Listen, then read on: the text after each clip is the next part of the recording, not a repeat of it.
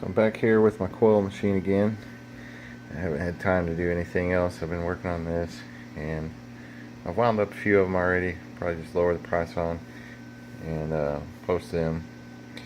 But since I've implemented this, I've made some changes and put some bearings on the ends. So now it's running a lot smoother. And I changed this up here, stretched this out, and done a little different here. And so I can still use this all thread, because like I showed in the other video, this where it's down there comes around, knocks that around just a little bit, and moves the guide over. It's really close to the thickness of the wire, maybe just give or take a little bit. It's close. It keeps it really good. The last one I did, started it up down here and wound it all the way down, and I didn't even have to stop and tape up the copper spool once.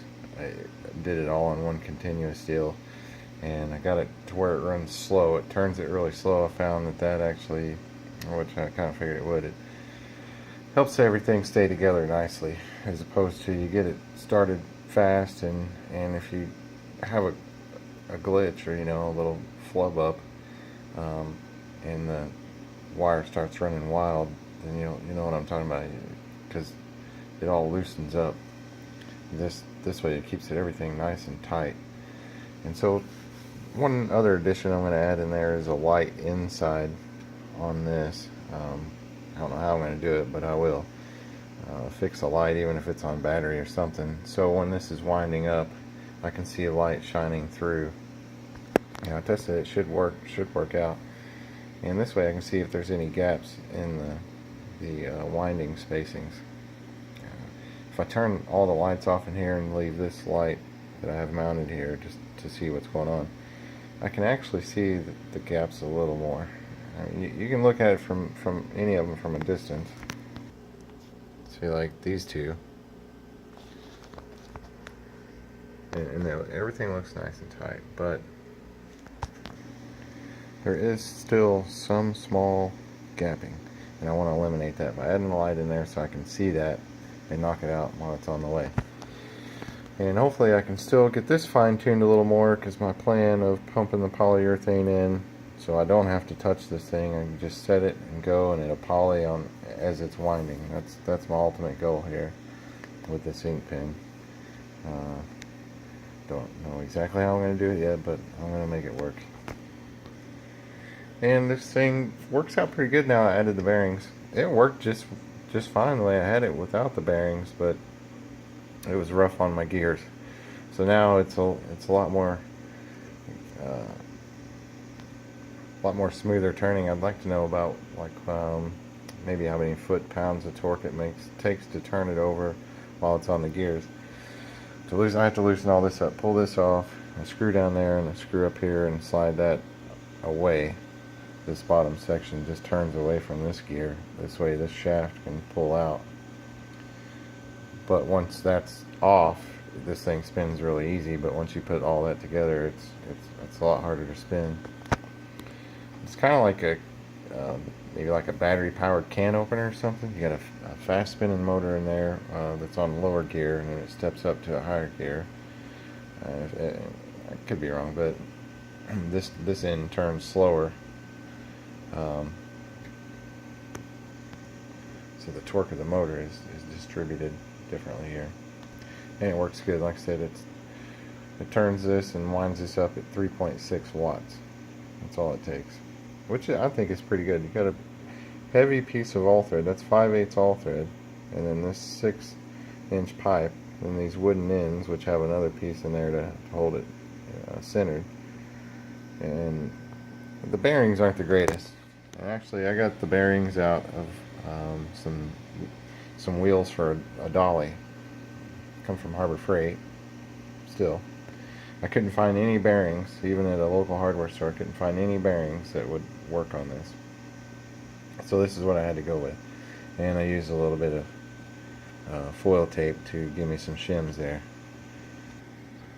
But anyway, it's doing just like it should. And you see how this will come around up here. I've got it to where they're lined up. See, this is coming up to where it starts, to where the windings move over. So as soon as it goes through there, it automatically adjusts to slide it over. And for the most part, like I said, it stays right where it needs to be. As long as it's winding at the right speed, it stays perfect. But you see some areas there, it wants to come in and out. And that's the pipe. Unfortunately, it's nearly impossible to find a pipe that's not scratched or banged up. I sand the crap out of these. I try to get all the ink off of it, or it's not, I don't know if it's ink, I don't know what it is, but I try to get it all off of the pipe before I start this and get it as smooth as possible. But you have to realize this is actually kind of difficult because of the pipe. And if you try to buy 10-foot pieces, it's even worse. So that's why I buy these 24-inch long pieces and just stick with these.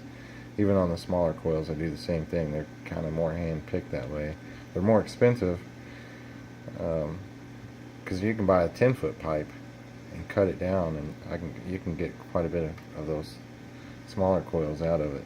But the pipe looks like crap. There'll be like one area here that's maybe flat, and it really shows on the turns. So they're really not a good choice for the coils. That's why I stick to these 2-footers. They're always better shape, but still you have problems that you have to deal with these as well. Nowhere near as bad as buying the 10-footers though. I have not bought the 10-footers in this size. I actually cannot find anything other than this green locally either, so I would like to have something other than this green. It's pretty ugly. Or at least find some way that I can dye the ends or something without it affecting anything. Might look into something like that. But this is where I'm at with this, and I'm still working on this, so I haven't really got a chance to talk about anything else.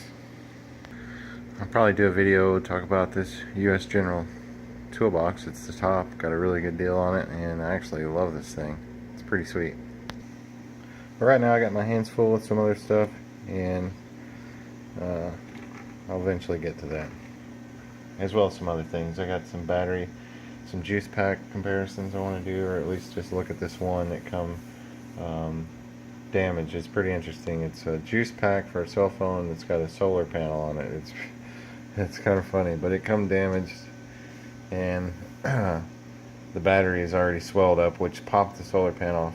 Anyways, that's off subject. But for now, this is where I'm going to leave it, and I will get some more videos up as soon as I can.